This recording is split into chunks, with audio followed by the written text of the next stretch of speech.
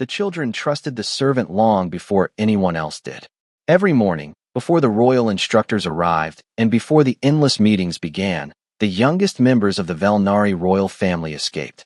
Not far, not beyond the palace walls, just far enough to avoid another lecture about protocol, diplomacy, or the responsibilities of future rulers. Prince Kales and Princess Lyra always ran to the same place, the maintenance gardens. The location made absolutely no sense to most adults. The gardens were not particularly beautiful. They existed beside service tunnels and environmental control stations hidden beneath the palace. Engineers passed through constantly. Repair drones moved between access corridors. The air carried the faint scent of machine lubricant mixed with flowering plants. Yet every morning the children appeared there anyway, mostly because Mason Walker was there. The human servant sat cross-legged on a storage crate while holding a small toolkit in one hand and a half-finished model glider in the other. He looked nothing like the heroes from children's stories. His uniform was simple. His sleeves were usually rolled up. There was almost always a smudge of grease somewhere on his clothing. Yet the moment Princess Lyra spotted him, she sprinted across the garden. "You promised to finish the wings." Mason glanced up dramatically. "I promised no such thing." "You did. Do you have proof?" Kales immediately produced a recording tablet. Mason sighed. "You two are becoming alarmingly competent." The prince grinned. "You taught us documentation matters." "That was my first mistake." The children laughed. Moments later, all three sat beside the crate, while Mason attached the final pieces to the model glider. Above them, the golden towers of the royal palace reflected morning sunlight across the city. From a distance, the scene looked strangely ordinary. A man building a toy with two children.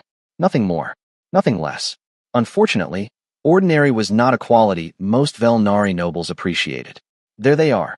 The voice arrived before the owner. A palace tutor approached across the garden with visible frustration. The children immediately groaned. Mason quietly handed the glider to Lyra. "Incoming." "Can we hide?" Kales asked hopefully. "You are members of the royal family.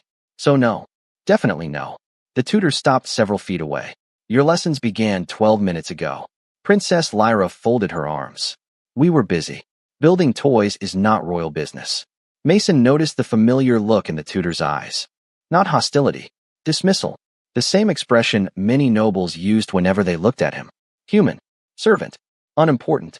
The categories usually arrive together. "With respect," the tutor continued, "their future responsibilities require proper preparation." Mason nodded politely. "Sounds reasonable." The tutor seemed surprised by the answer. Most servants simply stayed quiet. Most servants also did not have two future royals treating them like family. "Then perhaps you could encourage them to attend." Mason looked toward the children. Both wore expressions suggesting they were preparing a legal defense. "Unfortunately," he said, "I am outnumbered."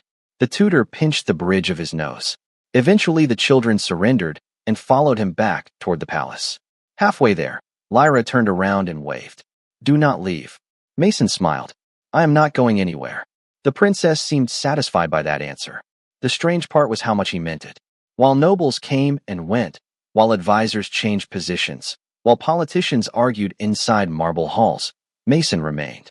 He fixed broken systems, repaired environmental controls, solved practical problems nobody noticed until something stopped working. Most days, almost nobody paid attention to him. That suited him perfectly. Yet as the children disappeared into the palace, a warning siren echoed faintly across the distant city. Mason looked toward the horizon.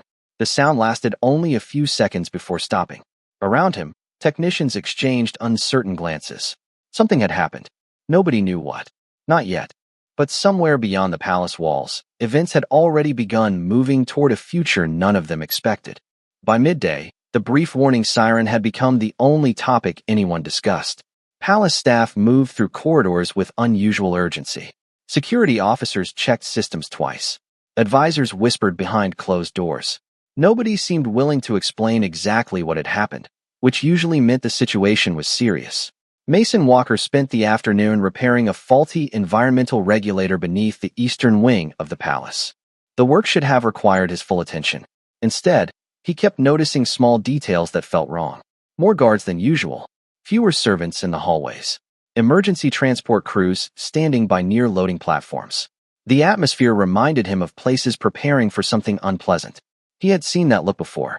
Years ago, before he became a palace servant, before he traded rescue work for maintenance schedules and repair requests. The memory lingered only briefly before a familiar voice interrupted his thoughts. There you are. Mason looked up from the access panel. Prince Kayles stood beside Princess Lyra, both wearing expressions that suggested they had escaped another lesson. You were supposed to be studying, Mason said. We were, Kayles replied. For almost 15 minutes. A personal record, Lyra added proudly. Mason shook his head. Your instructors must love me. They absolutely do not, Kayles said. The answer arrived so quickly that Mason laughed. For a few minutes, everything felt normal again. The children helped organize tools. Lyra handed him replacement components. Kayles attempted to diagnose the regulator and produced 3 wildly incorrect theories. The work progressed faster than expected. Then the palace lights flickered. Only once. A fraction of a second. Yet everyone noticed. The children immediately looked up. Technicians exchanged glances. Somewhere in the distance, an alarm sounded and then stopped.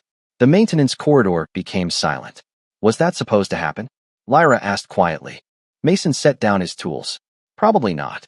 A moment later, emergency notifications appeared across every wall display in the corridor. Security advisory. Level 3 precautionary measures activated. All non-essential personnel await further instructions. The messages disappeared almost immediately, but not before everyone read them. Kayles looked toward Mason. What does level 3 mean? It means adults are about to become extremely busy.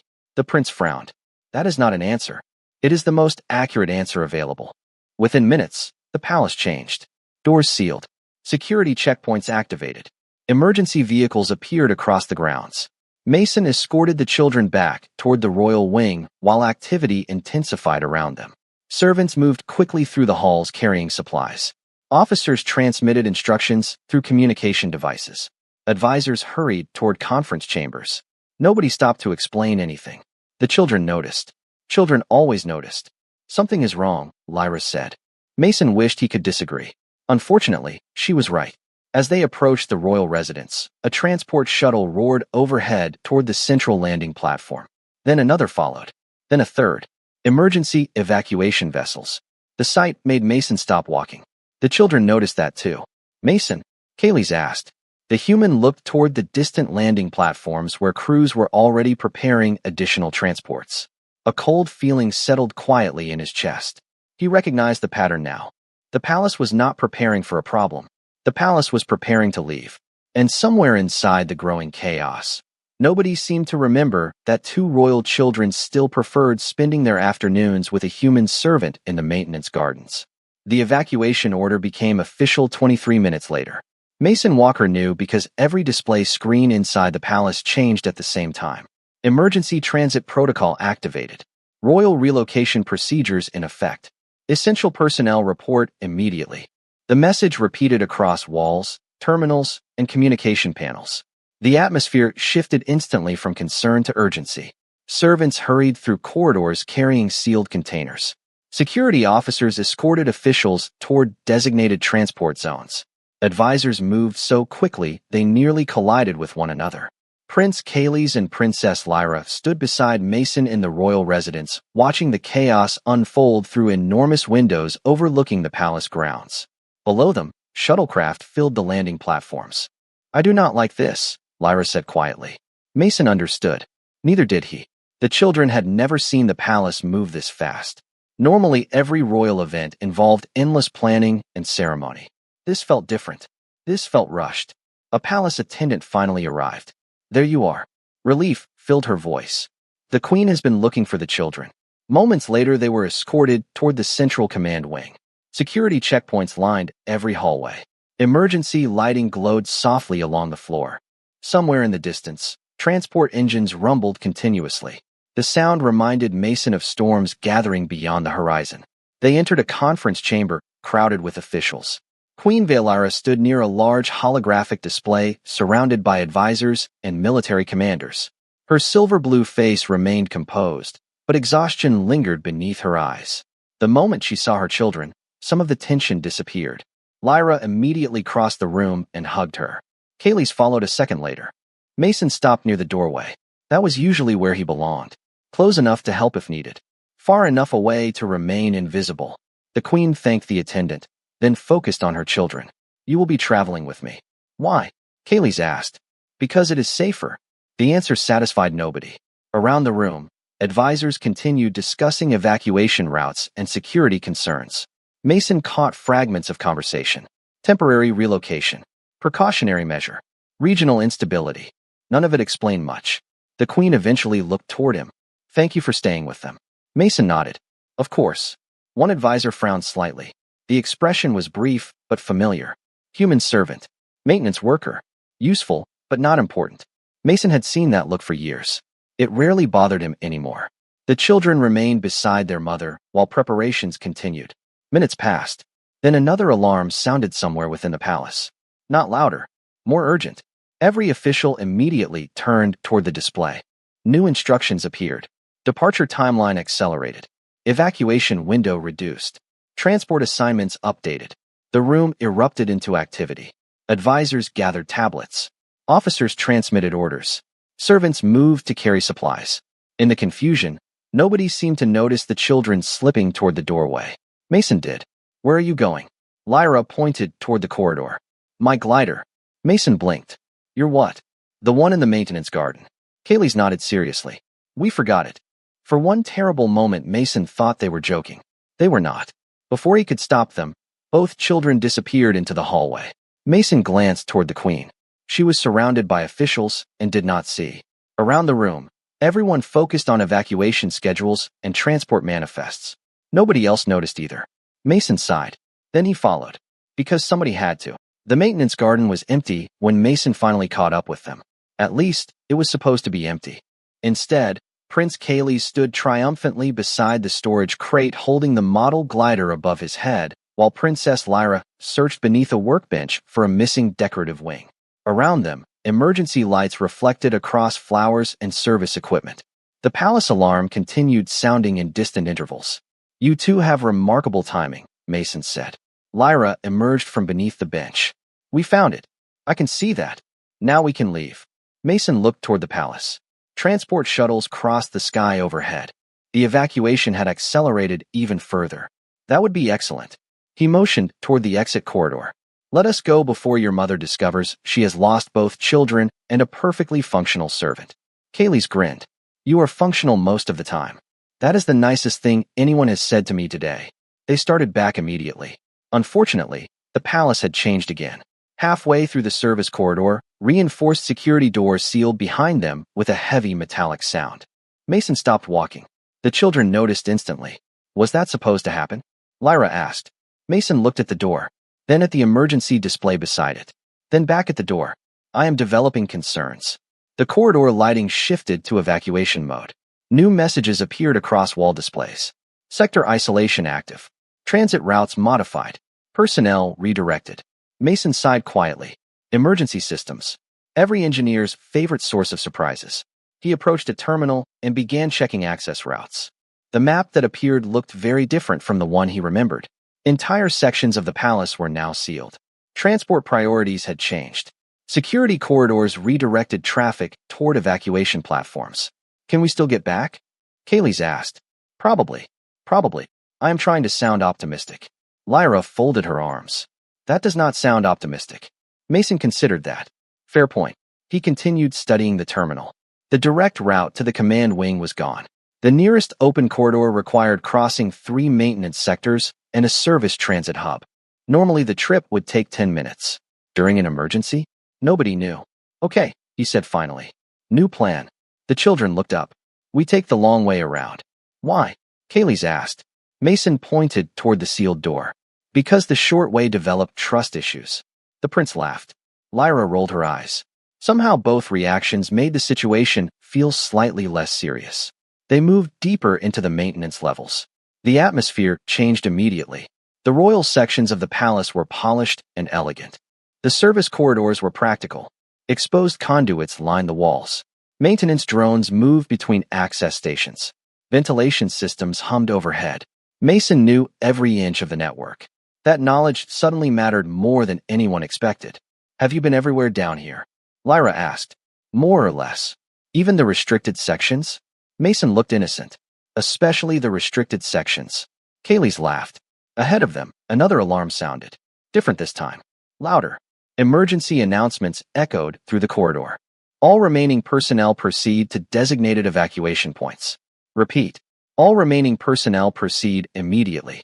Mason slowed slightly. Something about the message bothered him. Not the warning itself. The wording. Remaining personnel. He looked down at the two children walking beside him, then toward the sealed corridors behind them. Somewhere above, the royal evacuation was already underway. And for the first time, a question appeared that he did not like at all. What if everyone believed the children were already safe? The possibility refused to leave Mason Walker's mind. What if the evacuation system believed Prince Kayleigh and Princess Lyra were already aboard a transport? Emergency protocols were designed around information. If the information was wrong, everything that followed could be wrong too. The maintenance corridors seemed quieter now, not empty, abandoned. Service drones continued moving along programmed routes, while warning lights flashed across sealed access panels. Somewhere above them, the palace evacuation continued without pause. Mason increased his pace. The children immediately noticed. "You are walking faster," Lyra said. "Excellent observation." "Why?" Kayleigh asked. Mason glanced toward the nearest terminal. "Because I would like to verify something before I start worrying." "You are already worrying." Also an excellent observation. They reached a maintenance hub several minutes later. The room contained environmental controls, communications equipment, and access terminals connected to the palace infrastructure. Mason immediately crossed toward the nearest console. The screen responded after a brief delay. Emergency traffic filled every available channel. Evacuation rosters. Transport assignments. Security updates. He searched for the royal manifest. "Please tell me that is not what I think it is," he muttered. Kayleigh stepped closer. "What?" Mason stared at the display. The evacuation record listed both children as accounted for. Assigned. Embarked. Confirmed. He closed his eyes for a moment. "That is unfortunate." Lyra looked up. "What happened?" Mason pointed toward the screen. "According to the palace computer, you are safely aboard a shuttle." The princess frowned. "But I am here." "I noticed." Kayleigh folded his arms. "So the computer is wrong." "Very wrong." Mason transmitted an immediate correction request. The system acknowledged receipt. Then another message appeared. "Communication delays expected. Emergency traffic priority active." He sighed. "How bad is it?" Lyra asked quietly. Mason considered lying. The idea lasted approximately 2 seconds. "Your mother probably thinks you are safe." The children exchanged glances. For the first time since this began, neither looked amused. "She is going to be worried," Lyra whispered. "Extremely." Mason submitted another report. Then another. Automated acknowledgments returned instantly. Human responses did not. The emergency network was overloaded. Thousands of personnel were trying to communicate at the same time. Somewhere in that flood of information, his messages waited their turn. "What do we do?" Kayleigh asked. Mason looked around the maintenance hub, then at the route maps, then at the children. The answer arrived immediately. "We stay together." "That is the plan?" Lyra asked. "It is step 1. What is step 2? Mason grabbed his toolbox. "Find a functioning transport route." Another alarm echoed through the corridor, louder than before. New messages appeared across every display. "Final evacuation window approaching. Remaining personnel proceed immediately." Mason did not like the wording. Not at all. He checked the nearest access map. Several routes had already closed. More closures were scheduled within the hour. The palace was preparing to seal itself. The realization settled heavily in his chest. If they failed to reach an evacuation point soon, they might not have one left to reach. Kayleigh looked up at him. "Mason." The human adjusted the strap on his toolbox and forced a calm smile. "Yeah." The prince hesitated. "You are not going to leave, right?" For a moment, Mason simply looked at the two children standing beside him. Then he shook his head. "No," the answer came easily. Without hesitation. "I am not going anywhere." The next evacuation route failed 17 minutes later. Mason Walker knew the exact time because he checked it twice after the access doors sealed in front of them. One moment the corridor remained open. The next, reinforced barriers descended from the ceiling and locked into place. Emergency protocols continued advancing across the palace faster than anyone anticipated. "Please tell me that is not important," Lyra said. Mason stared at the sealed passage. "I would love to tell you that." "But," Kayleigh asked, "I would be lying." The children sighed together. Somehow they were adapting to the situation far better than many adults would have. Mason suspected that had less to do with bravery and more to do with the fact that they still trusted him completely. That trust felt heavier with every passing minute. They continued deeper into the maintenance network. The corridors grew quieter as evacuation traffic shifted toward primary transport sectors. Service tunnels stretched beneath the palace like hidden arteries connecting every major system. Mason knew them well.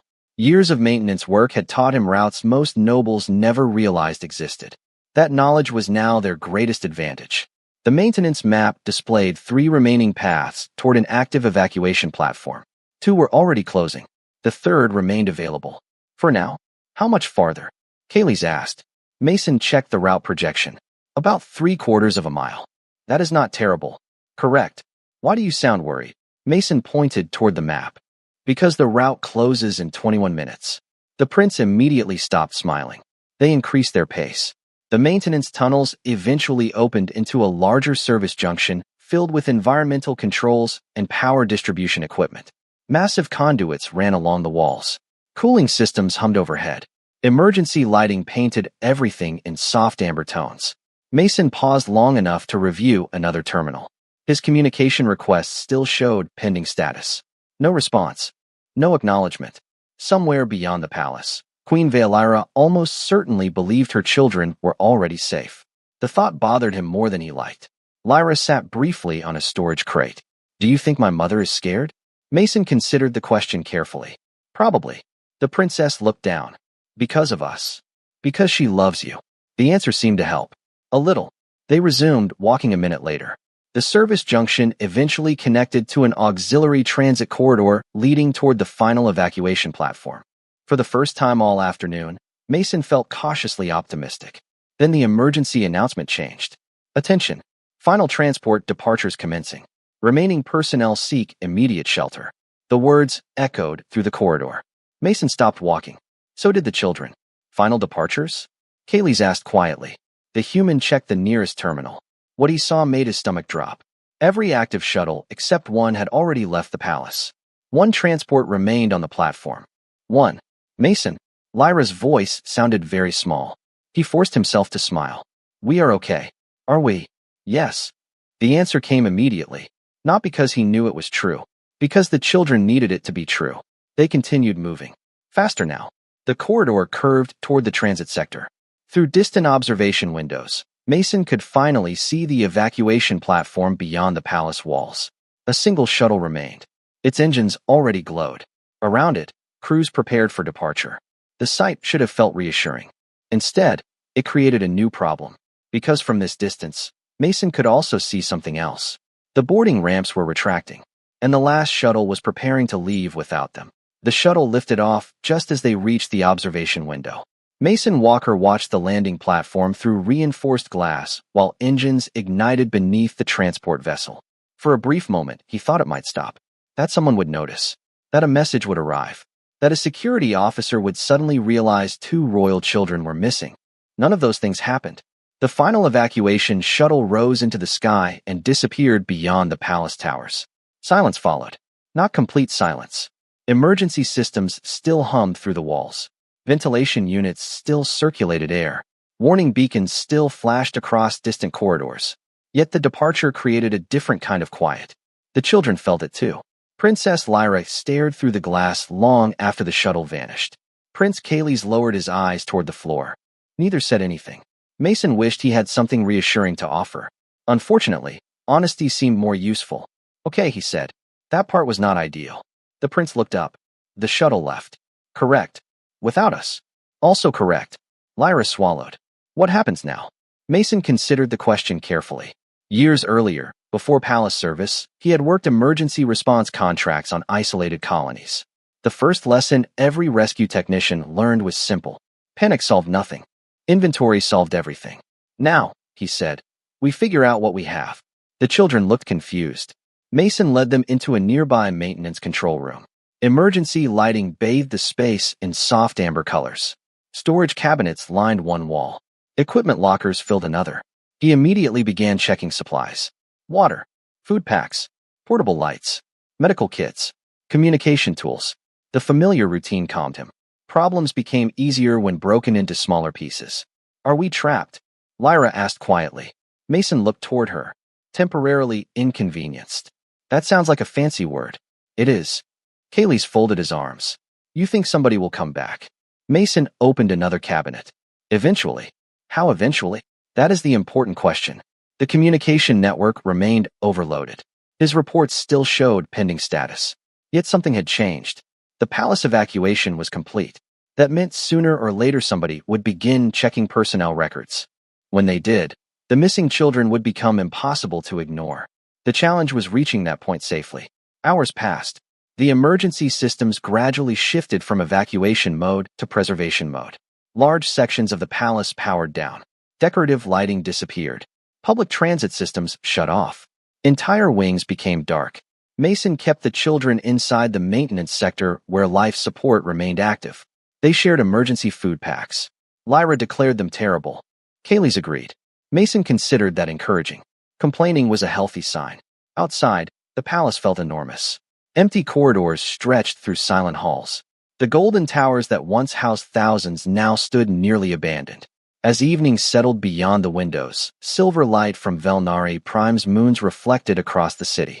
The children eventually sat beside Mason near the control console. You stayed, Lyra said softly. Mason looked down. Of course. You could have left earlier. Maybe. Kaylee shook his head. No, you would not. The certainty in the prince's voice surprised him. For a moment, nobody spoke. Then another message finally appeared on the communication terminal. Not a response. Not a rescue signal. Just a system notification. Personnel verification mismatch detected. Royal Registry inconsistency identified.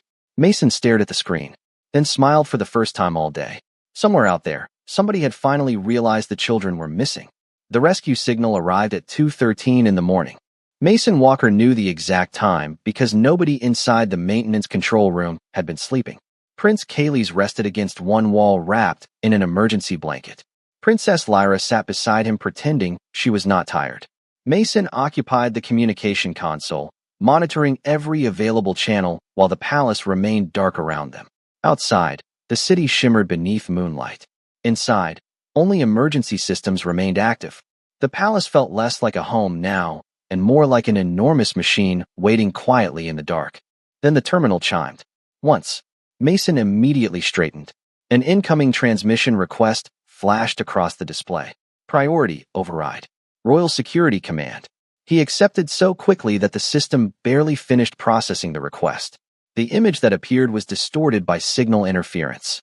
Yet the face was instantly recognizable. Queen Valeira. For several seconds nobody spoke. The queen simply stared at the screen, then at the children, then back at the screen again. Relief hit her so visibly that even Kaylee's noticed. Mother. The prince crossed the room immediately. Lyra followed a second later. The queen's expression softened. Are you hurt? No, are you safe? Mostly. Kaylee's answered honestly. Mason appreciated that answer. The queen closed her eyes briefly. Around her, security personnel moved through what appeared to be a temporary command center aboard an evacuation vessel. We believed you were already aboard transport. Mason nodded. The system listed them as evacuated. Several officers looked deeply embarrassed. The queen did not. She looked angry. Not at the children. Not at Mason. At herself. How long? She asked quietly. About 9 hours. The room became silent. 9 hours. Long enough for panic. Long enough for fear. Long enough for every terrible possibility to cross a parent's mind. The queen finally looked directly at Mason.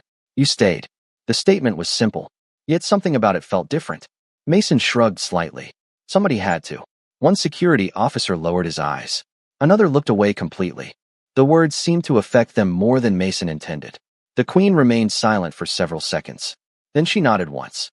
Rescue teams are already en route. Good. Estimated arrival, 47 minutes. Mason smiled. Even better. The children looked relieved. For the first time all night, they truly relaxed. The hardest part was over. Now they simply had to wait. The communication channel remained active while rescue teams coordinated their approach. Emergency maps appeared across the display. Security officers reviewed access routes. Mason helped identify which corridors remained open. His knowledge of the maintenance systems proved surprisingly useful.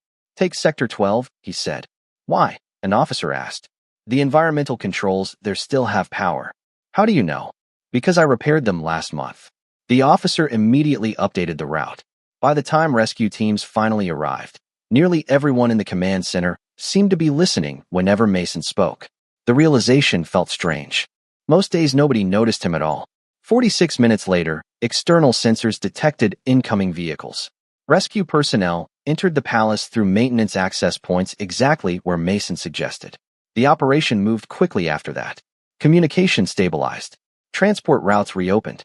The children were finally going home.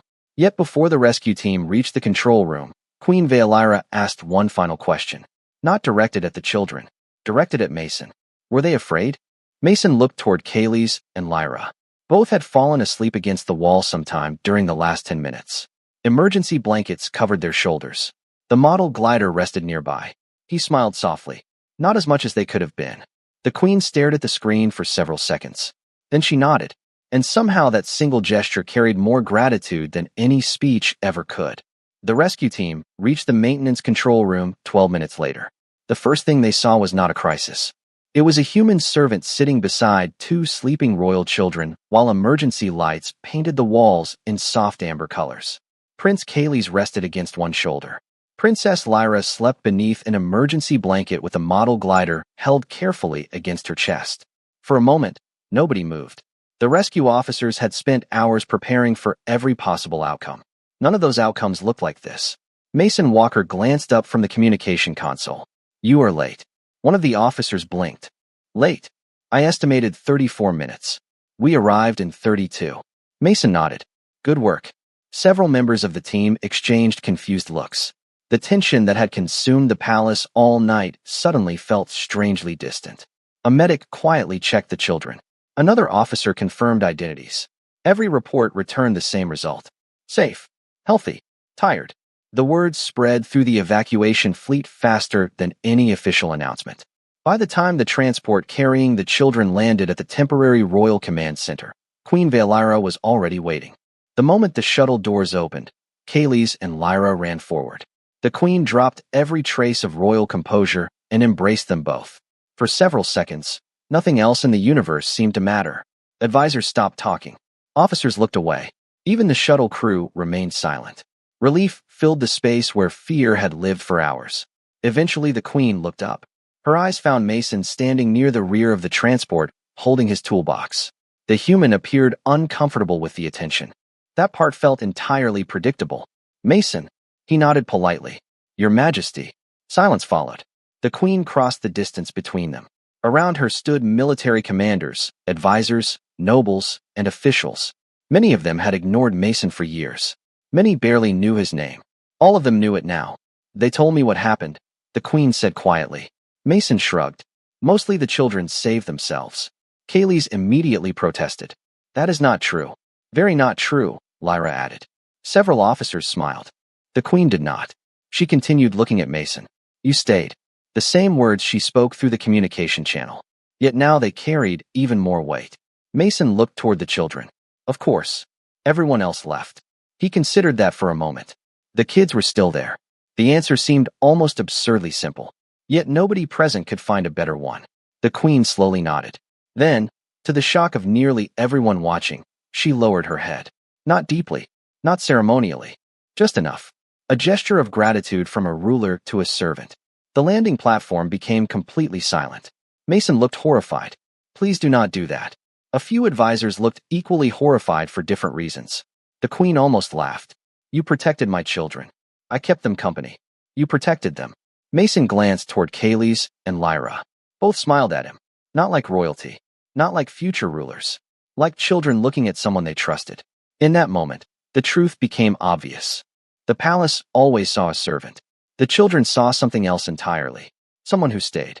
Weeks later, after the crisis ended and life returned to normal, the official records would describe emergency procedures, evacuation timelines, and recovery efforts. Historians would debate decisions. Advisors would write reports. Yet the story the royal children told for years afterward was much simpler. When everyone else left, Mason stayed. And in the end, that was the only part they cared about.